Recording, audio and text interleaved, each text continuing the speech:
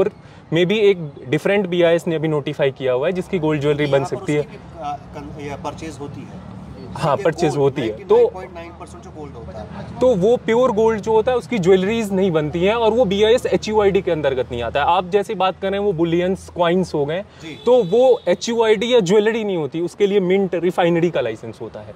जो मिंट या रिफाइनरी जो प्योर गोल्ड रिफाइन करके बनाते हैं वो उसका लाइसेंस लेते हैं। जो ज्वेलर होते हैं उनके लिए आपका हो गया 24 कैरेट में भी है, 24K/S 24K/F, तो 24K/S 23 carat, 18 carat, 20 carat, 14 carat. जो जम्मू कश्मीर रीजन में पॉपुलर है वो है 18 कैरेट और 18 कैरेट 22 कैरेट। मेजरली J&K के रीजन में हमारी जो ऑब्जर्वेशन है 18 कैरेट, 18K 750। 20 कैरेट फॉल करता है इस यूनिक आईडी। नहीं, यूनिक आईडी सभी जितनी ज्वेलरी हॉलमार्क्ड होगी सबकी यूनिक आईडी होती है। जब आप उस यूनिक आईडी को हमारे ऐप में चेक करेंगे तो वो ऐप आपको रिफ्लेक्ट कर देगी और इवन उस ज्वेलरी पे भी लिखा रहता है। अगर वो 18 कैरेट है तो 18K 750, 22 कैरेट है तो 22K 916। इस सवाल में एडिशन यहाँ पर अक्सर कंजप्शन होती है पाउंड, उसको हम बोलते हैं कश्मीरी में, यहाँ पर अक्सर वो ज़्यादा दिए जाते हैं गिफ्ट की शक्ल में। उसके बारे में आपका, क्योंकि पाउंड चाहे कोई बच्चा पास निकले, कोई शादी ब्याह का मामला हो, पाउंड यहाँ पर अक्सर लाए जाते हैं। क्या उसमें भी ये नंबर कॉइन जैसा होता है, छोटा पाउंड और बड़ा? इसके बारे में मैं बताता हूँ, ऐसा मैंने काफ़ी देखा है श्रीनगर के रीजन में, खास तौर से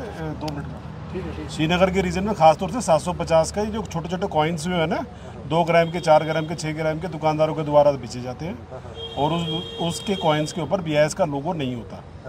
जिस कॉइन पे BIS का लोगो होता है उसके ऊपर HUID होना कंपलसरी है, बस इतना है। और ये हमने इन्फॉर्मेशन ऑलरेडी पास ऑन कर दी है और ये अभी हमने डाउनटाउन वालों को भी बता दिया है। नहीं है, नहीं, उनको बताया है कि HUID नहीं लगाना इसके ऊपर, क्योंकि ये कॉइन हमारे उसमें बुलियन कवर नहीं होते। सबसे पहले आप सोना खरीदने जाए तो सोना उसी दुकान से खरीदे जहाँ पे ये लिखा हो कि हॉलमार्क सोना उपलब्ध है या हम हॉलमार्क सोना बेचते हैं। आप जब उस दुकान में जाएं, जब भी जो ज्वेलरी आपको पसंद आए, सबसे पहले आप उस ज्वेलरी में BIS की स्टैंडर्ड हॉलमार्क और HUID देखें, HUID है कि नहीं है। अब जब अगर उस पर HUID है तो उस HUID को आप BIS केयर ऐप से वेरीफाई करें। उस BIS केयर ऐप में जब आप उस HUID नंबर को डालिएगा तो अब BIS केयर ऐप आपको क्या रिफ्लेक्ट करेगी कि ये HUID किस टाइप ऑफ ज्वेलरी के अगेंस्ट है, रिंग है, बैंगल है, चेन है। एक आप वहाँ से वेरीफाई कर सकते हैं, एक आप उसमें डेट ऑफ हॉल मार्किंग, एक आप उसमें ज्वेलर के बारे में पता कर सकते हैं कि किस ज्वेलर ने इसे हॉल मार्क कराया था। ये 2 चीज़ें हो गई। तीसरी, जब आप परचेज कर लिए, जब आप HUID से भी सेटिस्फाइड है, हाँ भाई ये सही है, तो आप उस ज्वेलर से जरूर बिल लें। बिल लेंगे तो इनकेस प्योरिटी में कोई दिक्कत आ रही है तो BIS या हमारी डिपार्टमेंट आपको क्लेम सेटलमेंट और आपकी ग्रीवेंसेस रिड्रेसल में मदद करेगी।